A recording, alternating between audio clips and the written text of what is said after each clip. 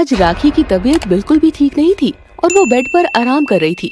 तभी उसका बड़ा बेटा करण चाय लेकर आता है। मम्मी उठो, चाय पी लो। देख तो, खुद चाय बनाकर लाया है। कहती हूँ जब शादी कर ले, अभी बहू होती तो करती ना वो मेरी सेवा। हाँ, तो मैं कब शादी से मना कर रहा हूँ? आप ही नहीं ढूंढ रही कोई लड़की? अब मैं तो हर जगह लोगों से कह कह कर थक चुकी हूँ कि कोई लड़की बता दो, अच्छे से घर की। बताए तभी। अरे मम्मी, जब लिखा होगा हो जाएगी शादी भी। पहले आप उठो और चाय पी लो। तभी राखी का छोटा बेटा अनमोल भी झाड़ू उठाकर वहाँ आ जाता है। लो, ये भी आ गया सफाई करने। अब बेचारे मेरे बेटे कर रहे हैं घर का काम। तो क्या हुआ मम्मी, लड़का हो या लड़की, काम तो कोई भी कर सकता है। अगर ऐसे मुझे संभालोगे, घर के काम करोगे, तो दुकान कौन जाएगा? करण भैया, आप दुकान चले जाइए, मैं मम्मी को देख लूंगा और बाकी सारे काम भी कर लूंगा। नहीं, दोनों ही चले जाओ। ऐसे तो मैं ठीक ही हूँ, अभी दवाई लूंगी तो और ठीक हो जाऊंगी। नहीं मम्मी, अनमोल आज घर ही रहेगा, मैं जाता हूँ दुकान पर। हाँ भैया, सफाई भी तो करनी है, खाना भी बनाना है मुझे। कोई बात नहीं, अपने ही घर का काम करने में कोई परेशानी नहीं है। अभी बहू होती तो सफाई कर लेती ना, क्या जरूरत थी तुम्हें ये सब करने की? ओहो मम्मी, कब से बहू बहू कर रही हो, आज आएगी बहू भी। बस मैं ठीक हो जाऊं थोड़ी, फिर देख कितने अच्छे घर की लड़की ढूंढती हूँ तेरे लिए। हाँ, ढूंढ लेना। अरे भैया, आप क्यों मम्मी को परेशान करते हैं? आप ही कोई लड़की ढूंढ लो ना। खबरदार, जो किसी ने लड़की ढूंढी अपने लिए, मैं ही ढूंढ कर लाऊंगी इस घर की बहू। मम्मी, मैंने तो कहा ही नहीं, अनमोल ही बोल रहा है, इसे ही डांटो। क्यों रे अनमोल, ये कैसी शिक्षा दे रहा है अपने बड़े भाई को? तो क्या हुआ मम्मी, आजकल तो मॉडर्न जमाना है, लव मैरिज करते ही हैं सब। नहीं, लोग करते होंगे, पर यहाँ नहीं चलेगा। मैं मेरी पसंद की लड़की लाऊंगी तुम दोनों के लिए। हाँ मम्मी, ले आना, मैं जा रहा हूँ, बहुत लेट हो रहा है दुकान खोलने में। हाँ ठीक है। करण तैयार होकर दुकान चला जाता है। वहीं अनमोल घर की सारी सफाई करता है और खाना भी बनाता है। खैर, शाम तक राखी की तबीयत भी ठीक हो गई थी और वो तैयार होकर कमरे से बाहर आती है। अनमोल बेटा, जल्दी कर, मुझे तेरी बुआ के घर जाना है, छोड़ कर आ। अरे आपकी तबीयत ठीक नहीं है, कहीं नहीं जाना आपने? अरे मैं बिल्कुल ठीक हूँ, अब तो मुझे बहुत ही जल्दी है जाने की। लेकिन ऐसा क्या हो गया है? अरे कुछ नहीं, पहले तेरी बुआ कोई लड़की बता रही थी, मैंने ज्यादा ध्यान नहीं दिया, लेकिन आज मैं बीमार हुई हूँ तो मुझे पता लगा है कि घर में बहू की सख्त जरूरत है। तो मम्मी कल चले जाना। नहीं, मुझे तो आज ही बात करनी है, मैं बिल्कुल ठीक हूँ, तू चल, नहीं तो मैं रिक्शा से चली जाती हूँ। अच्छा ठीक है, चलते हैं। हाँ जल्दी कर, और आते हुए करण के साथ आ जाऊंगी, तू बोल देना उसे। ठीक है मम्मी। अनमोल अपनी माँ को बुआ के घर छोड़ आता है। रात के वक्त राखी अपने बड़े बेटे करण के साथ घर वापस आती है। वो काफी खुश लग रही थी। भाई मैं तो बहुत ही खुश हूँ, इतनी अच्छी लड़की, इतना अच्छा घर बताया है तेरी बुआ ने।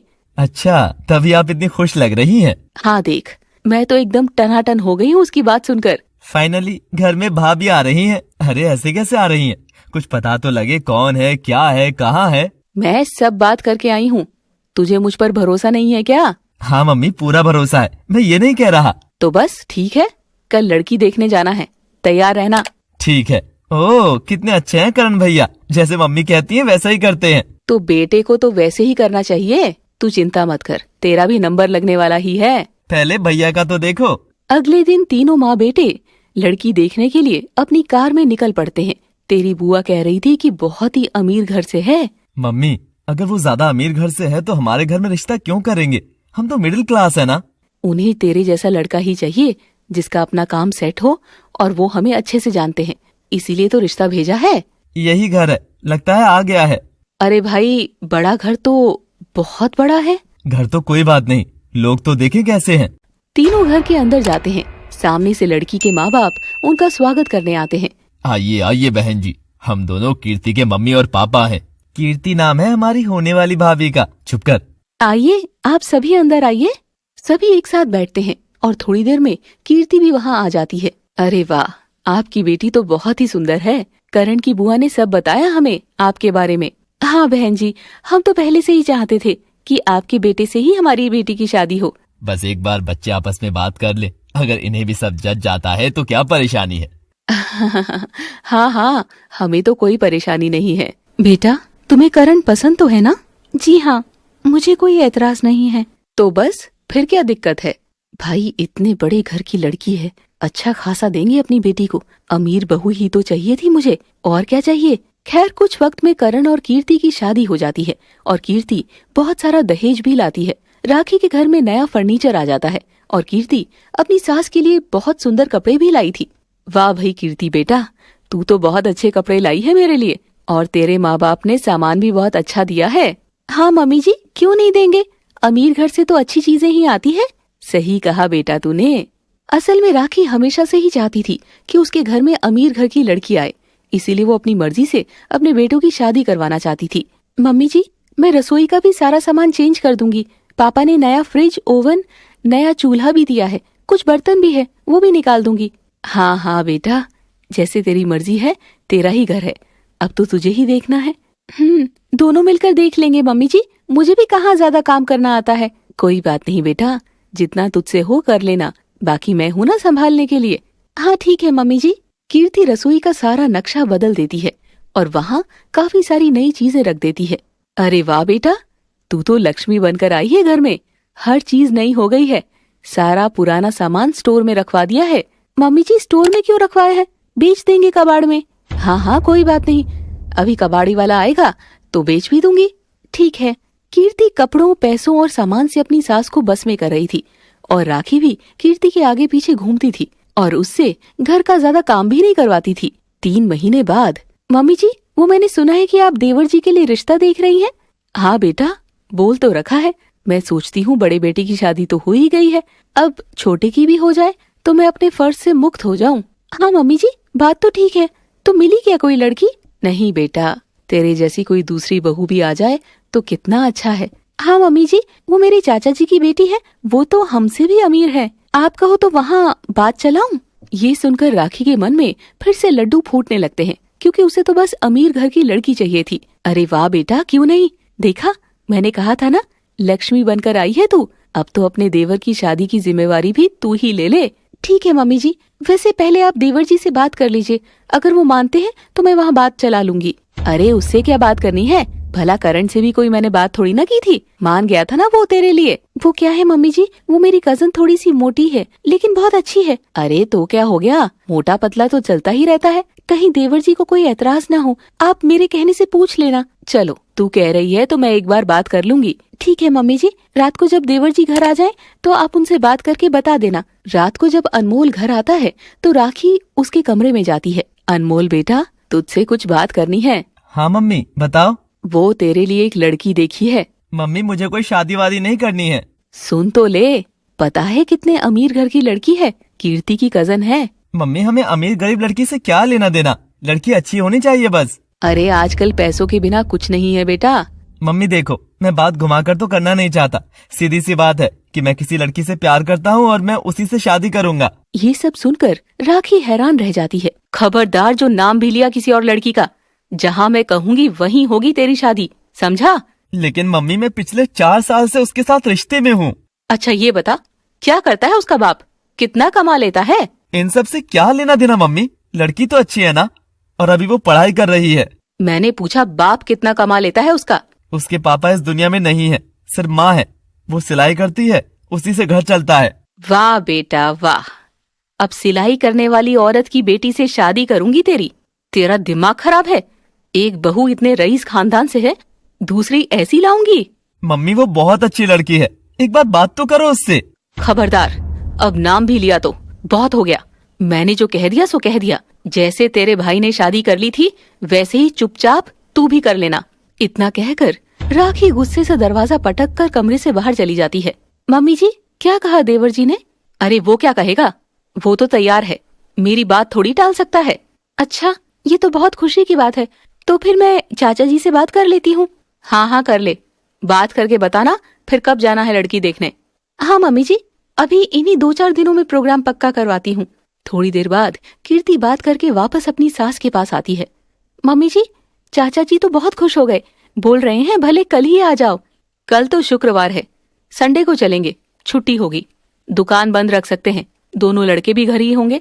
ठीक है मम्मी जी, दोनों लड़कों को बोल देती हूँ संडे को जाना है अनमोल के लिए लड़की देखने। हाँ मम्मी जी। संडे के दिन सभी लोग जाने के लिए तैयार हो रहे थे। अरे अब जल्दी करो, 11 बज गए हैं। मम्मी कीर्ति तो अभी तक तैयार ही नहीं हुई है। ओहो, ये लड़कियों के नखरे भी ना। बेटा जल्दी तैयार हो जा। अनमोल आया नहीं अभी तक कमरे से बाहर। जा तू उसको भी बोल, जाने का वक्त हो गया है। तभी अनमोल जल्दी से करण के पास आता है और वो थोड़ा टेंशन में लग रहा था। भैया, वो दुकान के हमारे पड़ोसी है ना, रघुवीर प्रसाद जी, उनका फोन आया है। उनके घर में कोई दिक्कत हो गई है, उन्हें पैसे उधार चाहिए। अच्छा, क्या हो गया? कुछ हेल्थ इमरजेंसी है भैया, कह रहे थे कुछ कैश चाहिए, आपके पास होंगे क्या? हाँ बिल्कुल। अरे हम क्यों दे पैसे? मम्मी वो बहुत अच्छे इंसान है, बहुत ईमानदार हैं। भैया जल्दी से दो पैसे, वो इंतजार कर रहे हैं, मैं उन्हें देकर आता हूँ। उनके घर में भी ये पंगा अभी होना था? मम्मी मुसीबत तो कभी भी आ सकती है, वो हमेशा हमारी भी हेल्प करते आए हैं। हाँ मम्मी, और मुसीबत में पड़ोसी ही पड़ोसी के काम आता है। हाँ हाँ ठीक है। मैं कैश लेकर आता हूँ, तू फटाफट देकर आ जाना। ठीक है भैया। ऐसे करना, हम निकलते हैं कीर्ति के चाचा के घर जाने के लिए, तू डायरेक्ट वहाँ आ जाना, एड्रेस तो है ही तेरे पास। ठीक है भैया, आ जाऊंगा। करण कैश लेकर आता है और अनमोल को दे देता है और अनमोल वो पैसे अपनी दुकान के पड़ोसी रघुवीर प्रसाद को देने के लिए निकल जाता है। चलो मम्मी, हम चलते हैं कार में, अनमोल अपने आप आ जाएगा। ठीक है चलो। कुछ ही देर में राखी, करण और कीर्ति लड़की वालों के घर यानी कीर्ति के चाचा के घर पहुंच जाते हैं। उनका घर काफी बड़ा और आलीशान था। वहाँ कीर्ति के चाचा चाची पहले से ही दरवाजे पर खड़े थे। नमस्ते चाचा जी। नमस्ते चाची, कैसे हैं आप सब? आओ आओ, आपका ही इंतजार हो रहा था। सभी अंदर जाकर बैठते हैं, लेकिन कीर्ति के चाचा चाची अनमोल को ना देखकर कंफ्यूज हो गए। अरे कीर्ति बेटा, तुम्हारा देवर नहीं आया? वो बहन जी कुछ इमरजेंसी हो गई थी, वहीं गया है अनमोल, बस आता ही होगा। हाँ थोड़ी देर में आ जाएंगे देवर जी। और गरिमा कहाँ है, तैयार हो गई क्या वो? अरे तू जाना, उसके कमरे में देख। गरिमा ही वो लड़की थी जिससे अनमोल का रिश्ता करने की बात चल रही थी। कीर्ति अपनी कजन गरिमा के पास जाती है। हाय गरिमा। अरे वाह, आ गए तुम लोग। मैं तो बहुत एक्साइटेड हूँ अनमोल से मिलने के लिए। हाँ हाँ, लेकिन अनमोल अभी तक आया नहीं है। क्या मतलब, आया क्यों नहीं? चिंता मत करो, किसी काम से गए हुए हैं देवर जी, बस आते ही होंगे।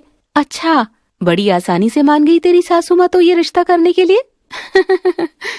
चलो अच्छी बात है, शादी के बाद हम दोनों साथ ही रहेंगे और क्या, फिर राज करेंगे घर पर और मेरी सास की तो बैंड बजी रहेगी। वही 1 घंटा बीत चुका था, लेकिन अनमोल अभी तक आया नहीं था। बहन जी, अनमोल को फोन कर दीजिए, काफी देर हो गई है। हाँ, गरिमा भी वेट कर रही होगी। हाँ हाँ, मैं फोन करती हूँ। वैसे आप गरिमा को बुला लीजिए, हम भी तो बात करें हमारी होने वाली बहू से। हाँ, मैं अभी बुलाती हूँ। करण बेटा, अनमोल को फोन तो कर, कहाँ रह गया है? हाँ मम्मी, करता हूँ। करण बाहर जाकर अनमोल से फोन पर बात करता है और थोड़ी देर में वापस आता है। वो मम्मी, अनमोल कह रहा है कि अंकल जी को हॉस्पिटल में थोड़ा काम है, उन्हीं के साथ है, बस आ रहा है। अच्छा ठीक है, कोई बात नहीं। तभी कीर्ति के साथ गरिमा भी वहाँ आ जाती है, पर करण उसे देखकर खुश नहीं था। अरे मम्मी ने अनमोल के लिए कैसी लड़की देख ली है, ये तो बिल्कुल अच्छी नहीं लगेगी अनमोल के साथ। गरिमा बेटा, कैसी हो तुम? ठीक हो आंटी जी, यहाँ वहाँ अनमोल को ढूंढ रही हो, है ना?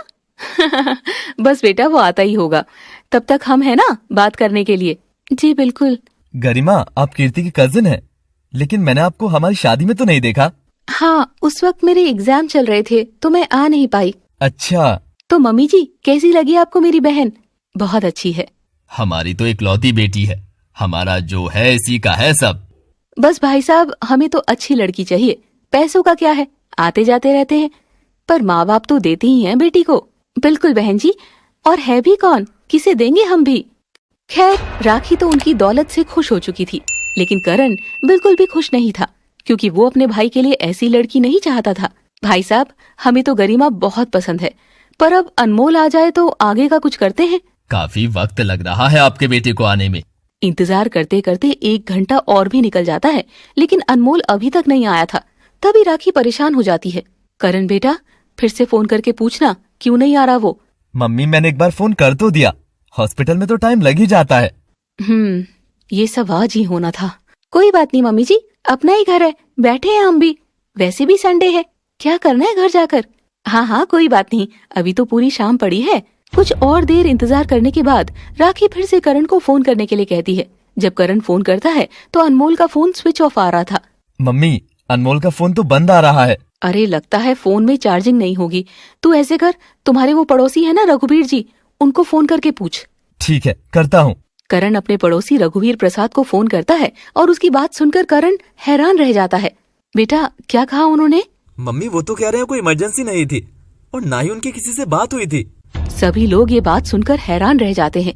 क्या इसका मतलब अनमोल ने झूठ बोला था? ये सब क्या है मम्मी जी? देवर जी ने ऐसा क्यों किया? गरिमा और उसके मम्मी पापा भी ये जानकर काफी नाराज हो गए थे। अरे ये क्या तरीका है बहन जी, अगर आपके बेटे को आना ही नहीं था तो आप भी क्यों आए? मम्मी जी ये तो बहुत गलत बात है देवर जी की। अरे हो सकता है कि वो किसी परेशानी में हो, आप सब लोग इस तरह से क्यों बोल रहे हैं? बेटा अगर कोई परेशानी होती तो पता लग जाता। अचानक से पहले बहाना बनाना, झूठ बोलना और फिर फोन बंद कर लेना, इसका तो यही मतलब है कि वो आना ही नहीं चाहता था। नहीं नहीं ऐसी कोई बात नहीं है, मैंने अनमोल को सब कुछ पहले ही बता दिया था। बेइज्जती करवा कर रख दी मेरी। मम्मी जी नहीं रिश्ता करना था मेरी बहन से तो क्यों आए यहाँ तक? आप सब लोग शांत हो जाइए, मम्मी एक बार घर चलते हैं, बाद में देखेंगे क्या करना है। भाई साहब, बहन जी हमें माफ कर दीजिए, जो भी बात होती है मैं आपको बताऊंगी फोन करके। वो तीनों वापस घर आ जाते हैं और अनमोल का फोन अभी भी बंद ही आ रहा था। मम्मी वैसे अच्छा हुआ जो अनमोल नहीं आया, आपने ये कैसी लड़की देखी है? ये आप क्या कह रहे हैं? वो मेरी बहन है। चाहे जो भी हो, अनमोल को गरिमा कभी पसंद नहीं आती। आप ऐसे क्यों कह रहे हैं? क्योंकि अनमोल मेरा भाई है और मैं जानता हूँ उसको। तभी बेल बजती है और करण दरवाजा खोलता है। जैसे ही सबकी नजर दरवाजे पर पड़ती है उनकी आंखें फटी की फटी रह जाती है। असल में दरवाजे पर अनमोल एक लड़की के साथ खड़ा था और दोनों मंदिर में शादी करके घर आ गए थे। मम्मी यही है वो लड़की, आरजू। शर्म नहीं आई तुझे जो शादी करके यहाँ आ गया? अच्छा तो ये कारण था जो देवर जी ने मेरी कजन को ठुकरा दिया। नहीं नहीं भाभी, मैंने मम्मी को सब कुछ पहले ही बताया था कि मैं किसी लड़की से प्यार करता हूँ। तभी कीर्ति और करण गुस्से से राखी की तरफ देखते हैं। ये सब क्या है मम्मी, आपने क्यों नहीं सुनी अनमोल की बात? जब मैंने इसे मना कर दिया कि लड़की मैं ढूंढूंगी तो बात ही खत्म। न जाने दोनों माँ बेटे के बीच क्या खिचड़ी पक रही थी। मेरी बहन का रो रो कर बुरा हाल हो गया है वहाँ। और ये मम्मी जी, भाभी हमें माफ कर दीजिए। चुप रह बेशर्म लड़की, ये सब तेरी वजह से ही हो रहा है। नहीं मम्मी, आरजू तो ऐसे शादी नहीं करना चाहती थी, मैंने ही जिद की थी। मम्मी जब अनमोल किसी लड़की से प्यार करता था तो अब गरिमा को देखने क्यों गई थी? मुझे ऐसे गरीब खानदान की लड़की नहीं चाहिए थी। मम्मी आप पैसे को प्यार से तौल रही हैं, लेकिन सिर्फ पैसा ही सब कुछ नहीं होता है। मुझे भाषण मत दो, मैं तुम्हारा ये रिश्ता कभी स्वीकार नहीं करूंगी। अभी के अभी दोनों यहाँ से निकल जाओ। मम्मी आप क्या कह रही हैं? अनमोल आपका बेटा है। तो मैं क्या करूं? मैं भी इसकी माँ हूँ। इसने सोच भी कैसे लिया कि ये ऐसा कोई काम करके आएगा और मैं स्वीकार करूंगी? पर मम्मी अगर आपने इसके साथ जबरदस्ती ना की होती तो ऐसा कभी ना करता। आप इसे घर से नहीं निकाल सकती, ये जाएगा तो मैं भी जाऊंगा। क्यों? आपको अपने भाई पर प्यार क्यों आ रहा है? एक तो बिन बताए शादी करके आ गया और आप हैं कि उसका साथ दिए जा रहे हैं। हाँ बिल्कुल साथ दूंगा, क्योंकि अनमोल ने कुछ गलत नहीं किया है। मम्मी तो पैसों के लालच में कुछ सोच ही नहीं रही, और सच कहूँ तो गरिमा अनमोल के लायक भी नहीं थी। करण की बातें सुनकर राखी हैरान रह जाती है और आखिर अपने बड़े बेटे के आगे उसे चुप रहना ही पड़ता है। थैंक यू भैया मेरा साथ देने के लिए। कोई बात नहीं अनमोल, तुम दोनों अंदर आओ और अपने कमरे में जाओ। तभी अनमोल और आरजू अंदर आते हैं और करण से आशीर्वाद लेते हैं। हमेशा खुश रहो। थैंक यू भैया, अनमोल हमेशा आपकी तारीफ करते हैं। हाँ मैं तारीफ के लायक ही हूँ। तभी अनमोल और आरजू राखी से आशीर्वाद लेने जाते हैं, लेकिन राखी पीछे हट जाती है। कोई जरूरत नहीं है मुझसे आशीर्वाद लेने की, और मुझसे भी दूर ही रहना, मैं भी कोई आशीर्वाद नहीं देने वाली। राखी और कीर्ति मुंह बनाकर वहाँ से अपने अपने कमरे में चली जाती हैं। वहीं आरजू को ये बहुत बुरा लगता है। तुम दोनों चिंता मत करो, थोड़े दिनों में ये सब सही हो जाएगा। ठीक है भैया। अनमोल और आरजू कमरे में चले जाते हैं और दोनों बहुत खुश थे। अनमोल, मम्मी और भाभी मान तो जाएंगे ना? मैं उन दोनों को ऐसे नाराज नहीं देख सकती। तुम चिंता मत करो आरजू, वक्त के साथ सब ठीक हो जाएगा। मैं सबको जोड़ के रखना चाहती हूँ। अभी नया नया है सब, इसीलिए नाराज हैं सब लोग। हाँ, पर मैं भी पूरी कोशिश करूंगी उन्हें मनाने की। यहीं से अनमोल और आरजू के वैवाहिक जीवन की शुरुआत होती है। लेकिन कीर्ति सभी से गुस्सा थी, तो करण कीर्ति के पास जाता है। आ गए उन दोनों को सुखी जीवन का आशीर्वाद देकर? हाँ आ गया, पर तुम्हारा क्यों पारा चढ़ रहा है इतना? और क्या करूं, मेरी बहन के सपने तोड़ दिए। ऊपर से आप अपने भाई का साथ दे रहे हो, ऊपर से आपकी माँ एक नंबर की झूठी। अब जो हो गया सो हो गया, अब से आरजू तुम्हारी देवरानी है। देवरानी बने मेरी जूती, मैं तो उसे कुछ नहीं मानूंगी। ऐसी कैसे बातें कर रही हो तुम? और आप मुझसे क्या उम्मीद रखते हैं? अब मेरा असली रूप देखने को मिलेगा सबको। मुझे बेवकूफ बनाया ना, अब देखो मैं क्या करती हूँ। ठीक है, जो अच्छा लगे करती रहो, नुकसान तुम्हारा ही है। और करण मुंह फेर के सो जाता है। हाँ हाँ, आप सो जाओ, आपको क्या टेंशन है, कीर्ति बड़बड़ाती रहती है। लेकिन करण कोई जवाब ही नहीं देता। इससे वो और भी गुस्सा हो जाती है। अगली सुबह 8 बजे भी कीर्ति अपने कमरे से बाहर नहीं आती। अरे 8 बज गए हैं, कीर्ति अभी तक सो रही है? मम्मी वो सो नहीं रही, बस गुस्सा है, इसलिए कमरे में ही है। अच्छा, आज मैं भी लेट हो गई उठने में। नाश्ता बना देती हूँ सबके लिए। राखी जैसी रसोई में जाती है, देखती है कि आरजू ने सबके लिए नाश्ता तैयार किया हुआ था।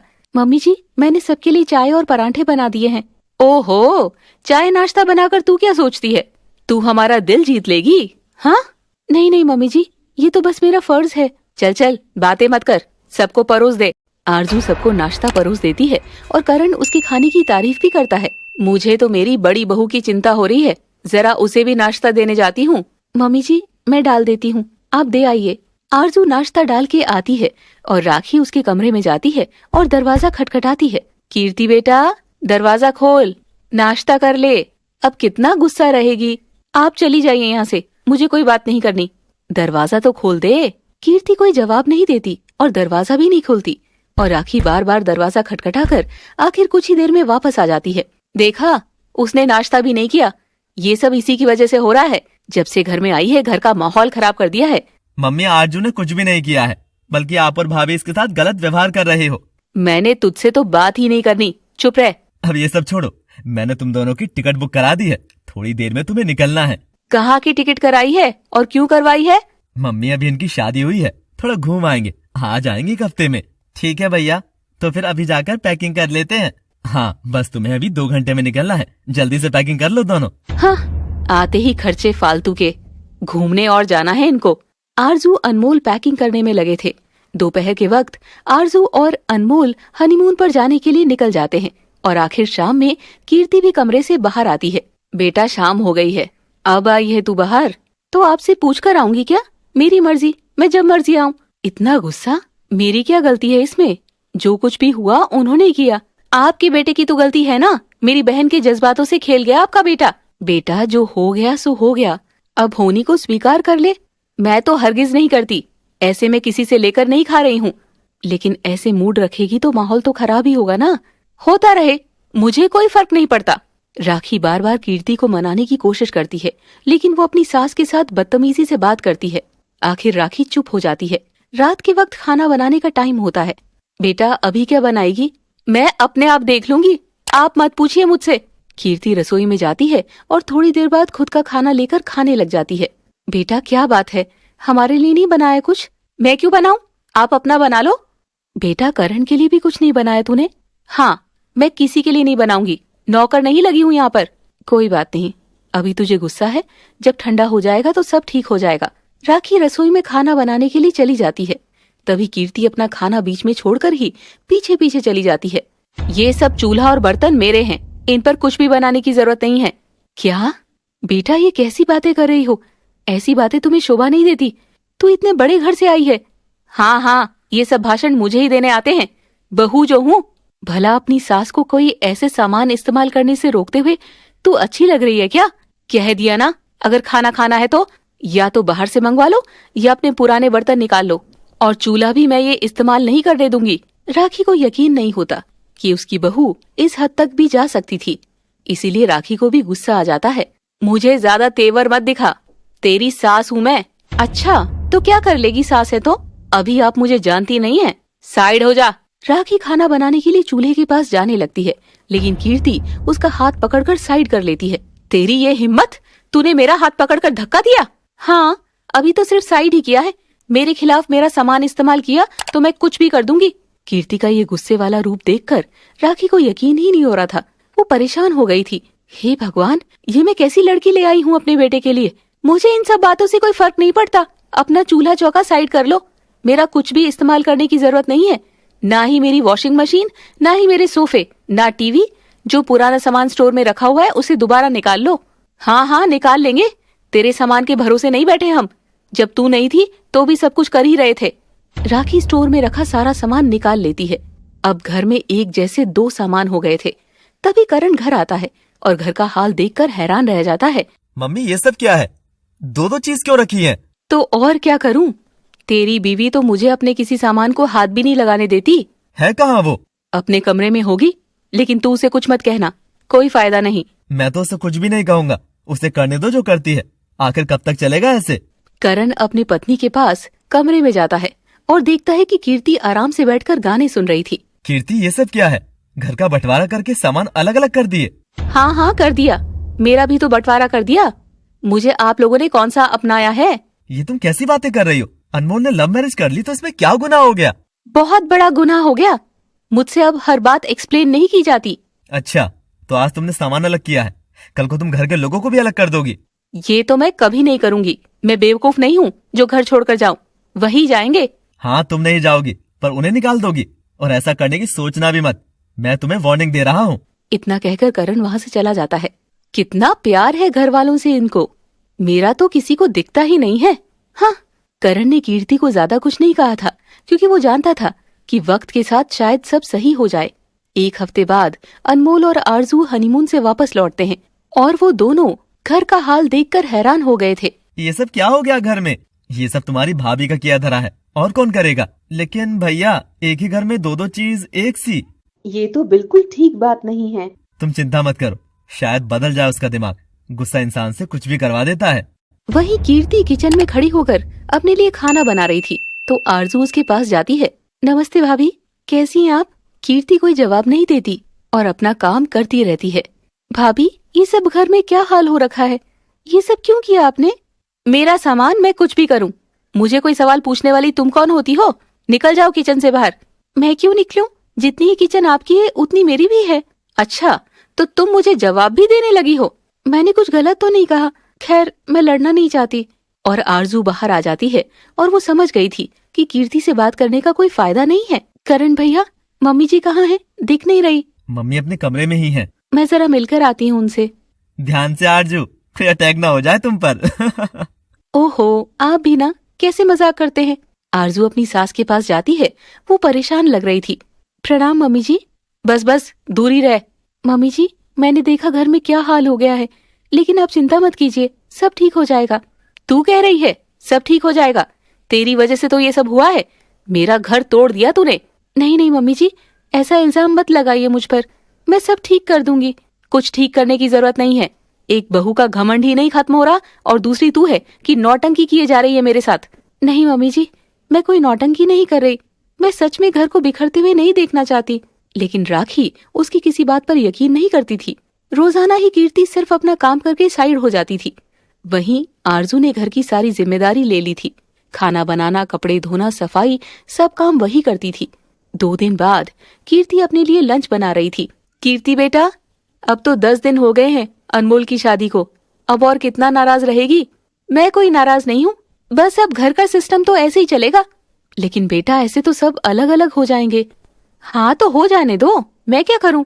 राखी अपनी बड़ी बहू कीर्ति को कई बार समझाने की कोशिश करती है, लेकिन कीर्ति हर बार गलत तरीके से जवाब देती थी। मम्मी, आप कीर्ति को कुछ मत समझाओ, अभी तो सिर्फ 10 दिन हुए हैं और ना जाने कितना लंबा चलेगा इसका गुस्सा।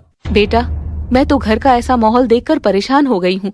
परेशान होने से क्या होगा मम्मी? कीर्ति घर की बड़ी बहू है, उसे भी तो कुछ सोचना चाहिए ना। हाँ, दोनों माँ बेटी मेरी बुराइयां करने में लग जाओ। हाँ, करते रहो, मुझे नहीं सुननी। कीर्ति गुस्सा होकर अपने कमरे में चली जाती है। बेटा, 2 दिन बाद तेरी चाची के घर शादी है, वहाँ पर हम ऐसे जाएंगे क्या सब? तो और क्या करे मम्मी, जाना ही होगा। ये कीर्ति अगर वहाँ भी ऐसे करेगी तो कितनी बातें बनाएंगे लोग। वो तो कीर्ति की समझदारी है कि उसे लोगों में अपना मान रखवाना है या नहीं। खैर, 2 दिन बाद शादी में जाने के लिए सभी तैयार हो रहे हैं। राखी ने जो साड़ी पहनी थी वो साड़ी उसे कीर्ति ने ही दी थी। सब लोग तैयार हो गए या नहीं? मैं तो हो गई हूँ। मम्मी जी, मैं भी तैयार हो गई हूँ। बस कीर्ति को बुला लेता हूँ, वही नहीं आई, पूछ लो उनसे। भाभी अभी भी गुस्सा है, शादी में जाएंगी या नहीं? तभी कीर्ति वहाँ आ जाती है।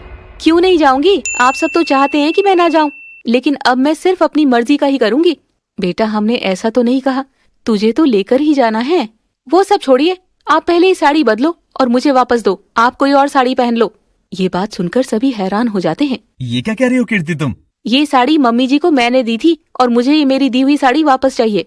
इस तरह की बात सुनकर राखी की आंखों से आंसू आ जाते हैं और वो अपने कमरे में चली जाती है और दूसरी साड़ी पहनने के लिए निकाल लेती है। तभी वहाँ पर आरजू एक साड़ी लेकर आती है। मम्मी जी, आप ये साड़ी पहन लीजिए, ये साड़ी भी काफी सुंदर है, देखिए ना। पर ये किसकी साड़ी है? मम्मी जी, ये मेरी साड़ी है। नहीं नहीं, मुझे नहीं पहननी, कल को तू भी मांग लेगी। नहीं मम्मी जी, ऐसा कभी नहीं होगा, आप मेरी माँ समान है, प्लीज मेरी आपसे विनती है, यही पहननी है।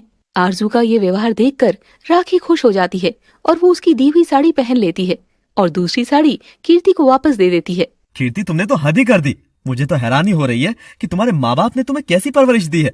नाम बड़े और दर्शन छोटे। करते रहो मेरी बुराइयां, मुझे कोई फर्क नहीं पड़ता, मैं तो ऐसी ही करूंगी। सच कहूँ तो मुझे बहुत पछतावा हो रहा है जो मैंने सिर्फ पैसे देखकर कीर्ति को इस घर की बहू बना लिया। मैंने तो कहा ही था मम्मी आपसे कि पैसे ही सब कुछ नहीं होते। हाँ बेटा, मुझे अब समझ में आया कि कीर्ति का लाया हुआ सामान मुझे बिल्कुल सुख नहीं दे रहा, बल्कि मुझे हर तकलीफ अब कीर्ति से ही मिल रही है। आप सभी इसी के लायक हो। भगवान से प्रार्थना करती हूँ कि तेरा गुस्सा जल्दी शांत हो जाए और तुझे जल्दी समझ आ जाए। ऐसा कभी नहीं होगा। खैर, सभी शादी में जाते हैं और देर रात तक सभी शादी अटेंड करके वापस आ जाते हैं और अगली सुबह तक राखी की तबीयत काफी खराब हो गई थी और उससे उठा भी नहीं जा रहा था। अरे मम्मी, क्या बात है, आज तो आप उठी नहीं। बेटा, मेरी तबीयत बहुत खराब है, उठा ही नहीं जा रहा, बुखार भी हो गया है। अरे ऐसे कैसे? शादी के खाने से दिक्कत हो गई क्या? न जाने क्या हो गया, एक तो टेंशन इतनी है घर की। तभी अनमोल और आरजू भी वहाँ आ जाते हैं। मम्मी जी, क्या हो गया आपको? मम्मी की तबीयत ठीक नहीं है, डॉक्टर के पास लेकर जाना होगा। चलिए, मैं भी साथ चलती हूँ। वो राखी को डॉक्टर को दिखाकर दवाई लेकर आ जाते हैं। 10 बज गए हैं। कीर्ति अभी तक उठी नहीं क्या? भाभी को अभी तक तो देखा नहीं, वो कमरे में ही है। आज मेरी तबीयत खराब है, जैसे उसे पता लगेगा वो जरूर आएगी मुझसे पूछने। अच्छी बात है मम्मी जी, अगर भाभी आ जाए तो। करण और अनमोल काम पर चले जाते हैं और आरजू दिन भर अपनी सास की देखभाल कर रही थी। कुछ देर बाद कीर्ति कमरे से बाहर आती है। कीर्ति भाभी, आज मम्मी जी की तबीयत बिल्कुल ठीक नहीं है, उन्हें उम्मीद है कि आप आज उनसे अच्छे से बात करेंगी, प्लीज कर लीजिए। क्यों कर लूं? तबीयत ही खराब है ना, मर तो नहीं गई ना। ये आप कैसी बातें कर रही हैं? वो हमारी सासू माँ है। वही तो कह रही हूँ, सासू माँ है, माँ नहीं जो मैं उनकी फिक्र करूँ। आरजू उससे कोई बात नहीं करती और वहाँ से चली जाती है। थोड़ी देर में कीर्ति सूप बनाकर अपनी सास के पास आती है। शुक्र है कीर्ति बेटा, तू आ गई, मुझे पता था तू जरूर आएगी मेरे पास। हाँ मम्मी जी, आपकी तबीयत ठीक नहीं है ना, तो आपके लिए सूप बनाकर लाई हूँ, देखिए। हाँ बेटा, अच्छा है तेरा गुस्सा ठंडा हो गया। तभी कीर्ति बड़े प्यार से अपनी सास को सूप देती है। मैं जानती थी कि चाहे जो हो, लेकिन मेरे दुख में मेरी बहू जरूर आएगी। गुस्सा भी भला इंसान से बड़ा थोड़ी ना होता है। हाँ मम्मी जी, सही कहती हैं आप, अब सूप पी लो। राखी सूप पीते ही वापस बाहर निकाल देती है, क्योंकि सूप बहुत गंदा था और उसे खांसी होने लग जाती है। वो उल्टी करने बाथरूम में चली जाती है। राखी गुस्से में बाथरूम से बाहर आती है और देखती है कि कीर्ति हंस रही थी। क्या हुआ मम्मी जी? इतना गंदा सूप, ये क्या बदतमीजी है कीर्ति, कुछ तो शर्म कर ले। मेरी तबीयत वैसे भी ठीक नहीं थी और तू। ऐसा भी कुछ नहीं हुआ आपको। और आपने क्या सोचा था, बीमार हो और मैं आपकी अच्छे से सेवा करूंगी? सेवा नहीं करनी थी तो ऐसा सूप देने की क्या जरूरत थी, क्योंकि आप इसी के लायक हैं। तुझे शर्म आनी चाहिए। मेरी जगह अगर तेरी माँ को कुछ हुआ होता तो तू उसे ये सूप देती? बिल्कुल नहीं। कहाँ मेरी माँ और कहाँ आप? जितना वो मेरे काम आएंगे उतना आप थोड़ी ना आएंगे। तभी राखी गुस्से में सूप का बोल फेंक देती है। शोर सुनकर आरजू भी वहाँ आ जाती है। तभी अचानक घर की डोरबेल बार बार बजने लगती है। अरे, ये बार बार डोरबेल कौन बजा रहा है? अभी इस वक्त दोपहर के 3 बजे कौन आया होगा? हे भगवान। राखी और आरजू थोड़ा परेशान हो जाती हैं। बेटा, मैं तो कहती हूँ दरवाजा ही मत खोल, न जाने ऐसी भरी दोपहर में कौन आया है। हाँ मम्मी जी, मुझे भी डर लग रहा है। अच्छा है, मैं तो कहती हूँ चोर ही हो कोई। मम्मी जी, मैं दरवाजे के पास जाकर खिड़की से देखती हूँ कौन है। आरजू वहाँ से चली जाती है। वहीं अचानक कीर्ति की तबीयत खराब होने लगती है और वो अपनी सास के बेड पर ही बैठ जाती है। अरे, क्या हुआ तुझे? कुछ नहीं, मैं ठीक हूँ। लेकिन असल में कीर्ति ठीक नहीं थी, उसे चक्कर आ रहे थे। मुझे तो तू ठीक नहीं लग रही। आप मेरी फिक्र मत कीजिए, मैं खुद को संभाल लूंगी। वहीं आरजू खिड़की से देखती है कि दरवाजे पर अनमोल था और वो दरवाजा खोलती है। उफ, आपने तो डरा ही दिया था, बार बार क्यों बेल बजा रहे थे? इस वक्त कैसे आ गए? इमरजेंसी थी ना। क्या हो गया? तभी अनमोल खुशी से आरजू को गले से लगा लेता है। तुमने जो फर्स्ट ग्रेड का पेपर दिया था उसका रिजल्ट आ गया, तुम पास हो गई। क्या? सच में? तभी आरजू खुशी के मारे चिल्लाने लगती है और अनमोल भी काफी खुश था। मैं बहुत खुश हूँ, तभी अचानक राखी के चिल्लाने की आवाज आती है। आरजू, जल्दी आओ, हे भगवान, जल्दी आओ। आरजू और अनमोल भाग कर आते हैं और देखते हैं कि कमरे में कीर्ति चक्कर खाकर गिर गई थी। अरे भाभी को क्या हुआ? पता नहीं, मुझे इसकी तबीयत ठीक नहीं लग रही थी। ये कमरे में जाने के लिए उठी और अचानक से चक्कर खाकर गिर गई। तभी आरजू कीर्ति के मुंह पर थोड़ा पानी छिड़कती है और कीर्ति को होश आ जाता है। भाभी, क्या हुआ? चक्कर कैसे आ गए? पता नहीं। भाभी, डॉक्टर को बुला लेता हूँ। नहीं नहीं, अब मैं ठीक हूँ, बस मुझे मेरे कमरे तक छोड़ दो। कोई जरूरत नहीं है कमरे में जाने की, कुछ देर यहीं लेट जाओ, फिर चली जाना, कहीं गिर विर न जाओ। कीर्ति अपनी सास के साथ बेड पर ही लेट जाती है। अनमोल बेटा, तू इस वक्त घर कैसे आ गया? हम तो डर ही गए थे कि न जाने कौन बार बार बेल बजा रहा है। वो तो मम्मी, मैं इतना खुश था तो बार बार बेल बजा रहा था ताकि जल्दी से दरवाजा खुल जाए। पर हुआ क्या है ऐसा? मम्मी, कीर्ति की सरकारी टीचर की नौकरी लग गई है। क्या सच में? इसने पेपर भी दे दिया? मुझे तो कुछ पता ही नहीं था। हाँ, शादी से पहले ही दिया था। आपको तो अपनी छोटी बहू पर इतना गुस्सा था कि आपने इसके बारे में कुछ पूछा ही नहीं। लेकिन अब तो सब ठीक हो गया ना? बहुत बहुत बधाई हो बेटा। वहीं कीर्ति ये बात सुनकर चिढ़ जाती है कि उसकी देवरानी की सरकारी नौकरी लग गई थी। अभी तो 1 महीना भी नहीं हुआ इसकी शादी को और नौकरी भी लग गई। मैं तो ऐसे ही रह गई घर में। चलो अच्छी बात है, सरकारी नौकरी भी किस्मत वालों को मिलती है। हाँ मम्मी जी, मेरा हमेशा से सपना था कि मैं सरकारी टीचर बनूं और पूरा भी हो गया। तूने भी खूब मेहनत की होगी बेटा, तभी रंग लाई है तेरी मेहनत। तो अब कब से जाना है तुझे नौकरी पर? अभी तो रिजल्ट आया है मम्मी जी, अभी 3-4 महीने बाद ही ज्वाइनिंग होगी। चलो, तेरी भी जिंदगी सेट हो गई। अब 3-4 महीने तू आराम से घर में रह, फिर तो तेरी ड्यूटी लग जाएगी। हाँ, कर्ण भैया भी बहुत खुश हो गए थे जब उन्हें बताया था। हाँ हाँ, वो क्यों नहीं खुश होंगे? उन्हें तो सारी खुशी आप लोग ही देते हो, मेरा तो कोई रोल ही नहीं है। भाभी प्लीज, अब तो बहुत टाइम हो गया है, गुस्सा थूक दीजिए ना, सब कुछ फिर से सही करते हैं ना मिलकर। कीर्ति कोई जवाब नहीं देती। रात के वक्त दोबारा से कीर्ति की तबीयत खराब होने लगती है। तभी करण भी घर आ जाता है और उसे अस्पताल ले जाया जाता है। थोड़ी देर में वो घर वापस आते हैं। बेटा, क्या हुआ कीर्ति को? क्या बताया डॉक्टर ने? मम्मी, चिंता करने की कोई बात नहीं है, खुशखबरी है, कीर्ति प्रेग्नेंट है। क्या सच में? अरे वाह, मैं दादी बनने वाली हूँ और मैं चाची। मैं चाचा। वाह, कितना मजा आएगा, घर में छोटा सा बेबी होगा। उन सब की खुशियाँ देखकर कीर्ति को हैरानी हो रही थी और उसे अपने किए पर शर्मिंदगी भी हो रही थी, लेकिन उसका घमंड उसको झुकने नहीं दे रहा था। प्रेग्नेंट मैं हूँ, आप सबको इतना खुश होने की क्या जरूरत है? बेटा, अब अपना व्यवहार बदल ले, क्योंकि तेरे हर व्यवहार का असर तेरे बच्चे पर भी होगा। हाँ कीर्ति, अब ये सब गुस्सा नाराजगी छोड़ दो। बिल्कुल नहीं। कीर्ति अपने कमरे में चली जाती है और सोच में पड़ जाती है। क्यों? मैं क्यों इनको भाव दूं? मैं तो इतने बड़े घर की लड़की हूँ, ये सभी झुकेंगे, मुझे कोई कमी थोड़ी ना है। प्रेगनेंसी के शुरू के 3-4 दिन तो कीर्ति वैसे ही रह रही थी जैसे वो पहले रहा करती थी, लेकिन काम करने की वजह से उसकी हालत खराब हो रही थी। एक दिन अचानक वो फिर से चक्कर खाकर गिर जाती है और उसे अस्पताल ले जाया जाता है। कीर्ति, तुम्हारी प्रेगनेंसी इजी नहीं है, तुम कोई काम नहीं कर सकती। अगर ऐसे काम करती रहोगी तो बच्चे को रिस्क हो सकता है। ठीक है डॉक्टर। थैंक यू डॉक्टर, अब से ध्यान रखेंगे। दोनों वापस घर आ जाते हैं। बेटा, क्या बताया डॉक्टर ने? सब ठीक तो है ना? क्यों बार बार कीर्ति की हालत खराब हो रही है?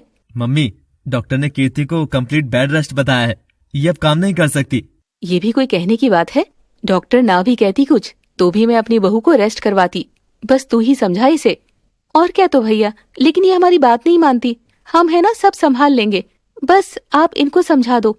उसके बाद से आरजू और राखी ही घर संभालती थी और कीर्ति को भी, लेकिन वो अभी भी कीर्ति का कोई सामान इस्तेमाल नहीं करते थे। कीर्ति का कुछ भी खाने का मन होता तो आरजू बनाकर हाथ में देती थी। अभी इन लोगों से अपना काम करवाना मुझे बिल्कुल भी अच्छा नहीं लग रहा है। बेवजह एहसान लेना, आज मैं खुद ही बनाऊंगी। कीर्ति रसोई में जाकर अपने खाने के लिए बनाने लगती है। तभी आरजू वहाँ आ जाती है। भाभी, आप क्या कर रही हैं? छोड़िए सब, कहा ना आपको कुछ नहीं करना है। अभी मैं ठीक हूँ, मैं बना लूंगी। आरजू उसके हाथ से सामान ले लेती है। प्लीज भाभी, आपको जो खाना है मुझे बताइए। आप हमसे नाराज हैं? बच्चे से तो नहीं है ना? इसका तो ख्याल रखिए। कीर्ति, डॉक्टर ने तुमसे बोला था ना कि तुम्हें ज्यादा रेस्ट करना है, फिर ये सब क्या कर रही हो? क्या तुम इस बच्चे से प्यार नहीं करती? नहीं, ऐसी बात नहीं है, लेकिन मैंने सोचा कि बार बार सबको क्या कहना है, लेकिन हमें कोई तकलीफ नहीं हो रही। खैर, करण समझा बुझाकर कीर्ति को वापस कमरे में भेज देता है और घर के सभी लोग उसकी खूब सेवा करते हैं और ध्यान रखते हैं। एक दिन कीर्ति रसोई में जाती है। अरे भाभी, आप यहाँ क्यों आ गई? मुझे आवाज लगा लेते, बताइए आपको क्या चाहिए? आरजू, मुझे कुछ भी नहीं चाहिए। तभी कीर्ति की आंखों में आंसू आ जाते हैं। अरे क्या हुआ भाभी, ऐसी हालत में आप रो क्यों रही हैं? बच्चे पर गलत असर होगा। तभी राखी भी वहां आ जाती है। क्या बात है? मुझे माफ कर दीजिए मम्मी जी। आरजू, मुझे माफ कर दो, मैं बहुत गलत चल रही थी, प्लीज। अरे बस भाभी, सबको रुला दिया आपने तो। तभी तीनों एक दूसरे के गले लग जाती हैं और बहुत खुश होती हैं। कोई बात नहीं बेटा, शांत हो जा। गुस्से में कई बार गलती हो जाती है। आगे से ऐसा कुछ नहीं करूंगी। आप दोनों मेरी इतनी देखभाल कर रही हैं, शायद मेरी अपनी माँ भी होती तो ना करती। मैंने बहुत बदतमीजी की आपके साथ। सब भूल जाइए आप, बस खुश रहो ताकि बच्चा भी खुश रहे। और जो घर में मैंने बंटवारा किया था वो सब दोबारा कभी नहीं होगा, मैं कसम खाकर कहती हूँ। खैर, उनके घर में सब कुछ ठीक हो गया था और कीर्ति को भी अपने किए पर बहुत पछतावा हो रहा था। कुछ ही वक्त में आरजू भी नौकरी करने लगी थी और बाद में कीर्ति के भी एक सुंदर से बेटे ने जन्म लिया था। घर में चारों तरफ खुशियां ही खुशियां थी और अब अमीर और गरीब बहू में कोई फर्क नहीं रहा था, दोनों एक समान थी। तो दोस्तों, कैसी लगी आपको हमारी ये स्टोरी? कमेंट बॉक्स में जरूर बताइएगा।